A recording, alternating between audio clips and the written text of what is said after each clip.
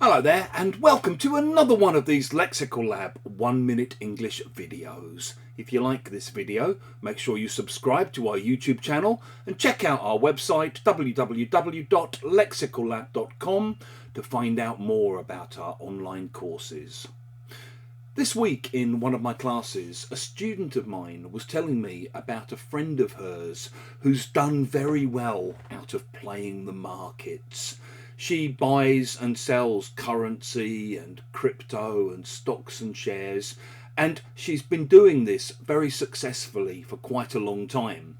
She's obviously got a very good grasp of economics, of global current affairs and so on, and as a result she's made a decent amount of money. As my student was telling me this, I was thinking, wow, this is obviously a very smart person, knows all these things that I don't know anything about. So in the end I responded by saying, oh, wow, she must really know her onions. If you say that someone knows their onions, you mean that they know a great deal about a particular subject. So maybe you've interviewed a bunch of different people for a position in a company.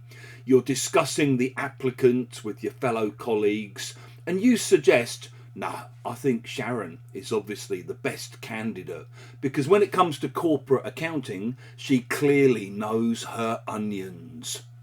Maybe you go on a tour somewhere, like a guided tour, round an area or round a historic building. And afterwards, when you're talking about it, you might tell your friends, oh, it was amazing. The tour guide really knew his onions. Sometimes, if people are surprised at your own expertise in some particular area, you might need to tell them, I've been doing this for quite a while, you know. I know my onions.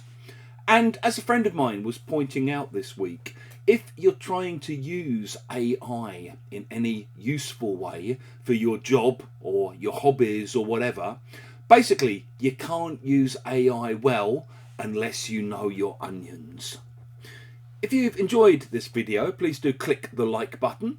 Please share it on social media with your friends, your students, your colleagues, and in the comments section below. We'd love to see examples of how you might use knowing your onions.